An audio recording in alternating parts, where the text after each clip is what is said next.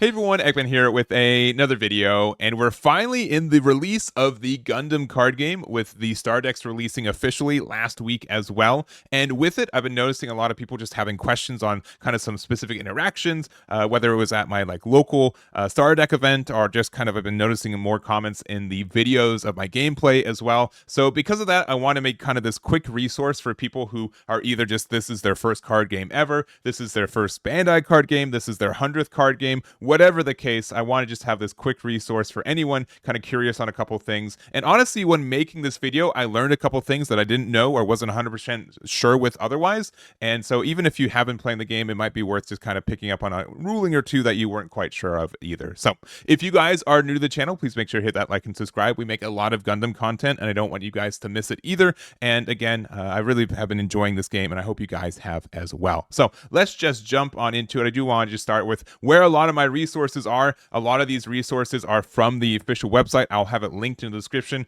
Some of their cards have specifically FAQs on it. They have an FAQ section. They have a comprehensive rules section too for anything that you really need to dig deep ruling wise, or just kind of how the core mechanics work for this game. So all of this is going to be linked in the description. This is where a lot of the source of where my information and my rulings come from. But also, if there are anything that needs clarity, or if you have any questions that we weren't answering with this video, let me know in the comments. I'm going to be kind of watching those a little bit more than usual than other videos. And I'll also have a pinned comment for anything that I missed, anything I need clarifying. So make sure to check that out as well. But going to start off with this pairing and linking. I think this is probably the most confusing thing based on just kind of my experience with people picking up this game for the first time. Also, I want to shout out Yair for getting this infographic made. He posted on the group, and I appreciate it. I made sure that I got permission for it. And yeah, this I think is a really great way to kind of show the difference for it. So the kind of key thing to note is that any pilot can pair with any unit. This includes tokens. This includes just your units, right?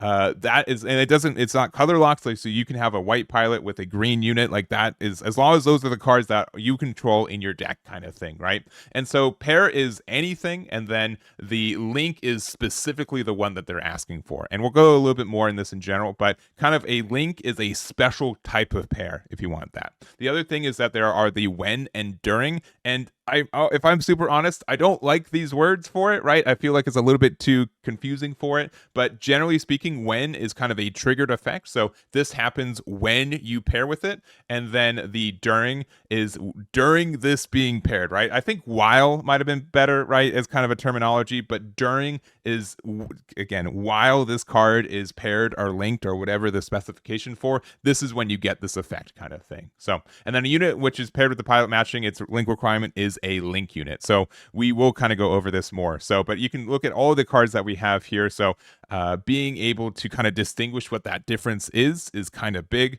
Also, like the effects, unless they say specifically when paired, during link, while linked, whatever, you will always get them, right? That is the idea. So if you do not have, unless it says specifically that you have to have this requirement, these effects are active, which we'll talk about a little bit more. But again, a pair is anything, and then a link is a special type of pair when you meet the requirements.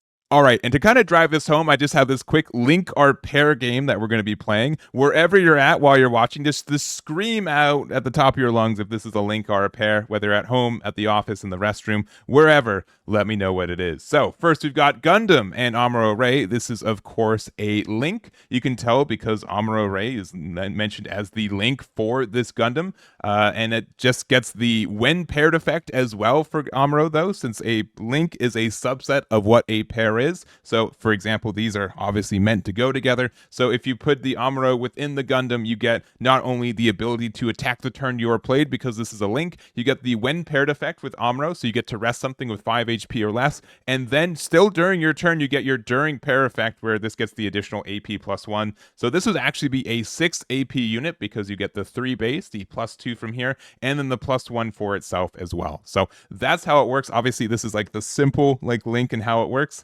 And there it is. All right, next up, link or pair for the gym and the Aandroidd. This is, of course, a pair. The reason for this is because there's nothing that the gym links with, right? The link box is completely empty, so it doesn't matter that this has the Earth Federation type. This is something I saw, a lot of people were confused about. They saw this and they thought, oh, this is Earth Federation, Aandroid's Earth Federation, this should be a link, correct? Incorrect. It has to be the name within the black box here. So you still will get the when paired effect though from Amro if you put it in the gym though. So you still have some reasons to do so. And obviously the +2 AP and +1 HP can make a difference too.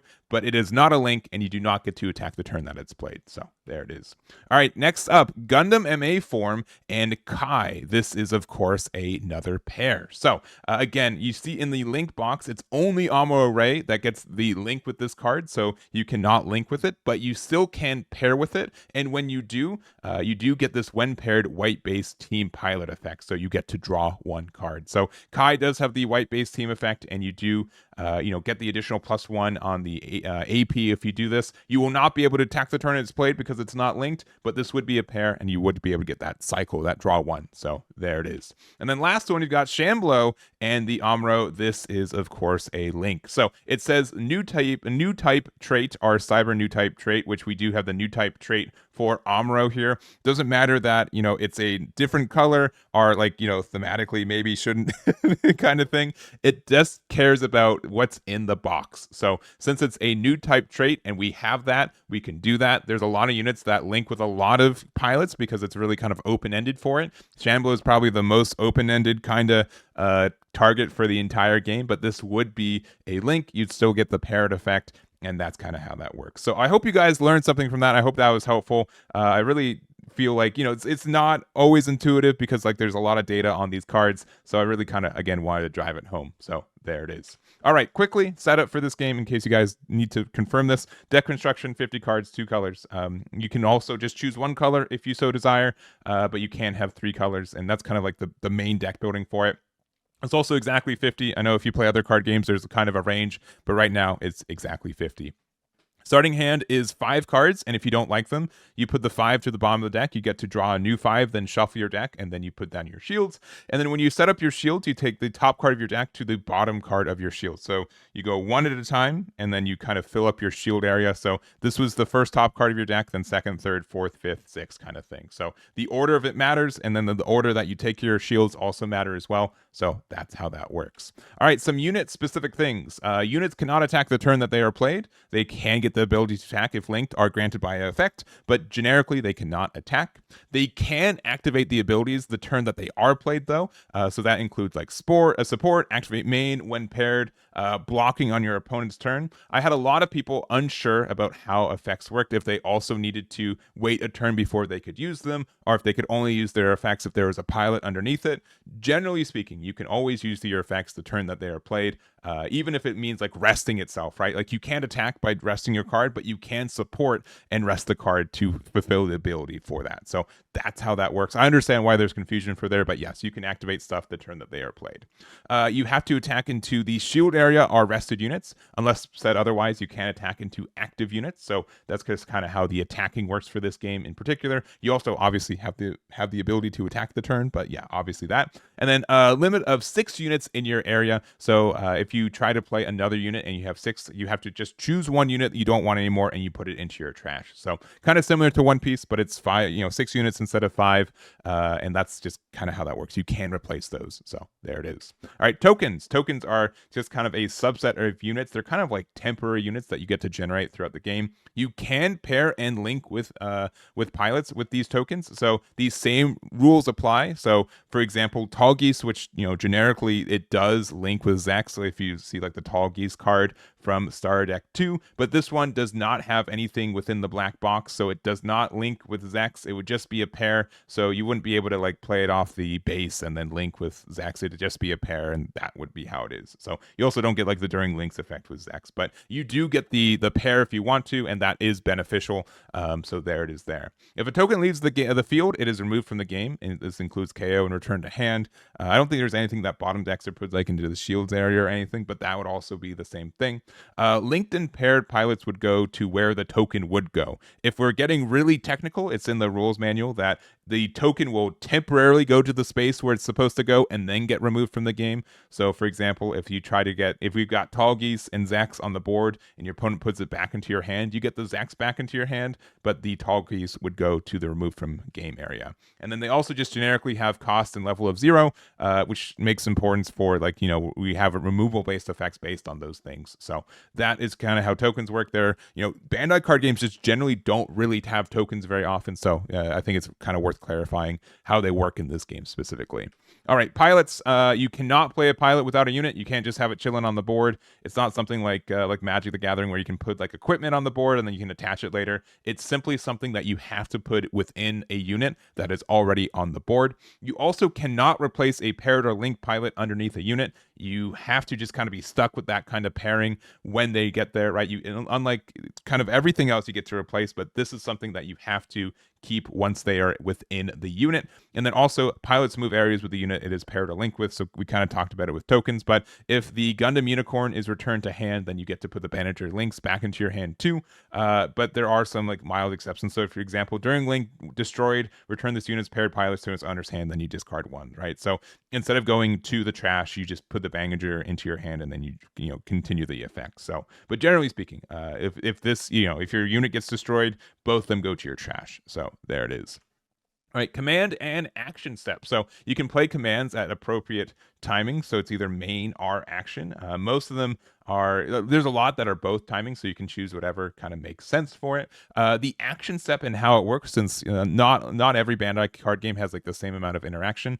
There's an action step during battle and at the end of each turn. And the end of each turn is something that's kind of, I think, more unique for this game. So for example, let's say that your opponent's passing, you've got 2 resources open and you want to use close combat, you can, right? That is how that works, and be able to, like, if you're kind of worried about what they're going to play, or you want to make sure that you're hitting the best target for close combat for the turn, you can wait until the end and then use it then. So, but for the kind of battle step, the way it works is attack, you declare blocks, and then you get the action step, and then you activate actions one at a time. So it is now the defender's action, or they can pass, is the attacker's action, and they pass, and you kind of repeat between both of them until both players say they have no actions they want to resolve. So for example, let's say that I have like 2 close combats in my hand. I would activate a close combat, and then my opponent would be able to like say, okay, I passed, and I could play another one, but they will have that kind of in between. So there is no stack though. We just kind of take turns activating and resolving our effects. So for example, let's say like I use Deep Devotion to heal something.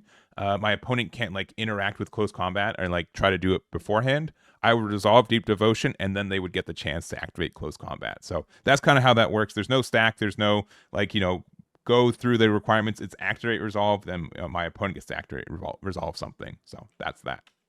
All right, command pilots. These are treated as commands and as pilots. They can activate the command or the link pair as pilot, but not both, right? So you can use Mulaflaga, you can put it within the Gundam Aerial, but you will not be able to use the main action. It's kind of just one or the other. But Gundam Aerial will see this as a command in your trash and help reduce the cost. If you have, for example, if you have 4 of this Hockey Vendemian Mulaflaga card in your trash, that would be enough to get the Gundam Aerial to get its reduced cost as well. So, and then if these are returned to your hand, they can be used again as a command or a pilot. I think it's pretty straightforward, but I needed a 3rd bullet point, so there it is. All right, bases. You can play a base over another base, including the EX bases. There are a lot of times where like using these like draws you a card and gets an ability. So even if you're taking damage, it just lets you get some, forwards your gameplay a lot of the time, so it can be worth it. You can play and resolve at 0 shields. So for example, let's say that you have 0 shields, you can still play Fall Mail. You get the ability to also play the token off of it. Or for example, if white base is the last card like face down in your shields and you hit it, you still get to deploy it, and you just don't take the shield because there's nothing left. So you can still do it at 0. It's also like, it's secretly pretty good most of the time if the last card in your shields is a base, because it's kind of like one more attack than your opponent was likely used to getting over. So that's really fortunate for you most of the time. So you don't get to activate the burst effects of the cards you get to your shields too. I've had some people be like, oh, what if I have white base and the top card of my shields is Fall Mail? Fall Mail just gets added to your hand. It's not something where you reveal. Burst is like strictly if you take the damage and you reveal the card, then you get that. You don't take damage when you play bases. You add it to your hand, which is different, and that's why that is. so you don't get to free play any burst effects that you get from your bases from playing them. So there's that.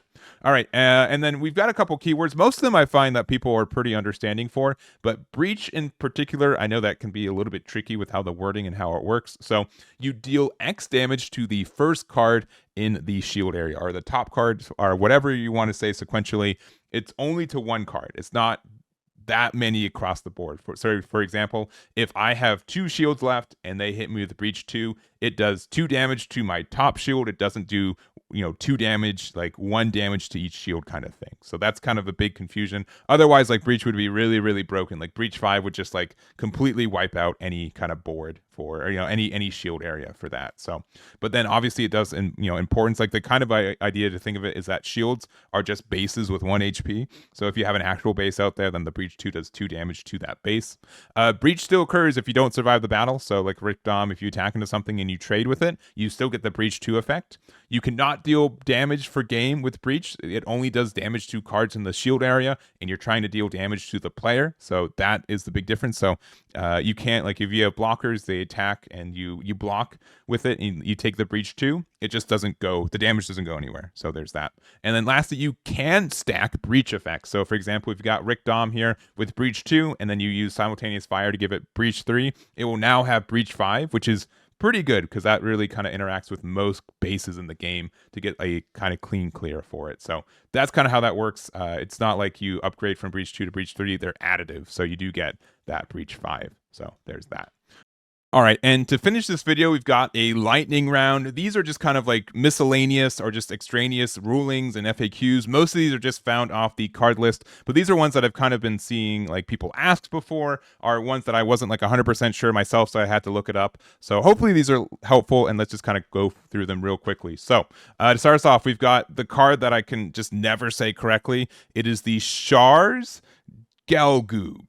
And its kind of ability to free play cards, and just the idea of how free play works in this game in general. So if I pair a pilot with this unit using its activate main effect, do I have to pay that pilot's cost? No, you do not. And generally speaking, unless said otherwise, whenever you have an ability that plays cards or deploys cards or anything like that, you do not have to pay the cost. So I know that's a difference from kind of other card games I've been seeing as well, but in this game specifically, if it says to use the Char to get the pair, like you are fine. You do not have to pay the cost one that the Char kind of says there. So that is how that works. And generally, anything that plays units or deploys units, you do not have to pay the cost unless said otherwise.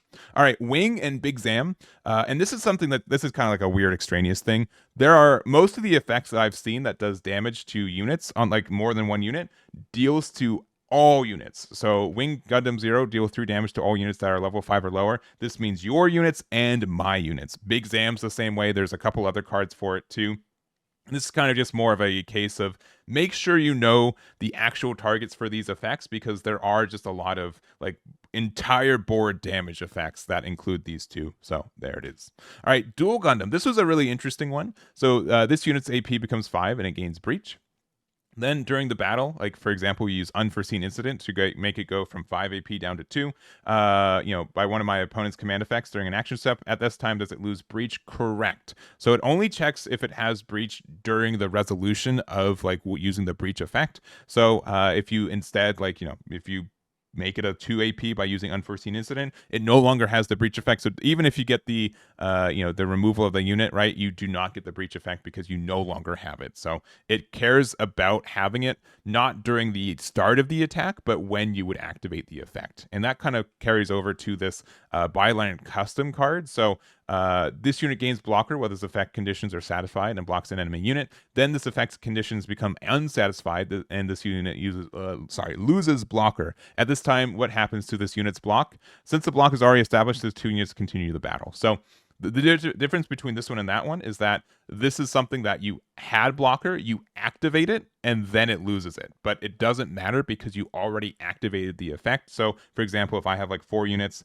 my opponent has 4 units, right? I play this card, and then I Witch and the Bride one of their cards back to their hand, so they have 3. It doesn't matter because we've already activated and resolved the block, and this is the battle that's going on. The difference between Dual Gundam is that this is something that Breach doesn't activate until I actively, like the battle is finished and I've destroyed the unit. And since that, we're going to be at less AP when the card would activate. It no longer will have breach 3, so you won't get to resolve breach 3 when you get that effect. So that's the kind of difference. It's a little bit specific, but I think it's pretty straightforward once you kind of think about it. All right, Z Zulu. If this unit is blocked by an enemy unit after it attacks an enemy player, does the attack effect remain in effect? Yes, it does. So if you attack into your opponent and it gets the +2 AP, you can block with it with Launcher Strike Gundam or any other Gundam blocker, but you do get to get that +2 AP, so it'll be a 4/2. So it would trade quite cleanly with this 2/4 blocker. So just a kind of miscellaneous one there. Gundam Heavy Arms, and this is kind of just any effects that are kind of like based on destroying things in battle. So we kind of saw this from Breach. During your turn, when a unit when this unit destroys an enemy unit with battle damage, deal 1 damage to all enemy units that are level 3 or lower. Does this effect activate even when both units are destroyed in battle? Yes, it does. So this also includes like the Zex Marquise effect. So during your turn, when this unit destroys an enemy unit with battle damage, draw 1. Generically, I haven't seen it ruled any other way, and it's gonna I've seen like some cards like say like if it survives battle or something in that way, then like if you trade, you still get your battle effects like this. So that means Breach, this means the Gundam Heavy Arms, this means the Zex Marquise. As long as you meet the conditions when they're destroyed, you can still activate them kind of like in the trash, right? Or however you want to think about it. So if you trade, you still get your effects for battle. All right, Aegis Gundam. This is a kind of another kind of like mistiming a bit of effect too, but does this attack effect activate even if the unit's AP becomes 5 or more sometime after the block step during its attack? No, it does not. So, for example, let's say we attack with Aegis Gundam. We're in they say no blocks, we're in the action step, and we use Indignation to make it a 5 AP. It will not get the damage because the when attacking trigger is before the action step, right? So it's already, you've attacked, you see if you can resolve this effect, you cannot, so you don't, and then you're in the action step when you can make it a 5 AP, but you don't get that additional effect because it is the timing of when it would activate has already passed. So that's that. And this is one last one. This is, I think the last one we have for this one in general, but Tall Geese restand abilities. In general, if you restand a card, you can attack again the same turn. The only cost for attacking is 1, having the ability to attack that turn with it. So, for example, if you just play Tall Geese, you obviously can't attack with it. But the other ability for it is that that is active, so you have to be able to turn it rested. So with this, for example, Tall Geese, let's say we play it, then next turn we have 4 resources we can attack with it, spend the 4, restand it, and then you can attack with it again. So this is kind of like a big difference between like a lot of like the kind of restand cards for blocker that we have in this set. So for example, Archangel, choose 1 friendly unit with blocker, so it is active and it can't attack during this turn. So you could attack with the blocker and then use Archangel to restand it. It just kind of means for the rest of this turn, this card can't attack. But generically, if any cards, if you're active and you have the ability to attack, you can. So that is why, Tall Geese doesn't specify that it can attack again for this turn or something, because that's the default for it. And it's also why Archangel has to specify that it can't attack again for the turn. Otherwise, this card would be kind of busted in a lot of ways. It's still busted. It's still a really good base, but it'd be kind of extra busted in that way. So anyways, that's kind of it for this video. I hope you guys learned something from it. If you didn't, let me know. If you need any like clarifications, or if there's any questions that you have that we haven't answered, please let me know. I'd love to answer your questions and help you get into this too. So we've got some star deck upgrades coming later this week as well, so be on the lookout for that. We've got some more testing live streams, and again, I've been really enjoying playing this game as well. So that's going to be it for me. Thank you guys so much for watching, and we'll catch you all next time.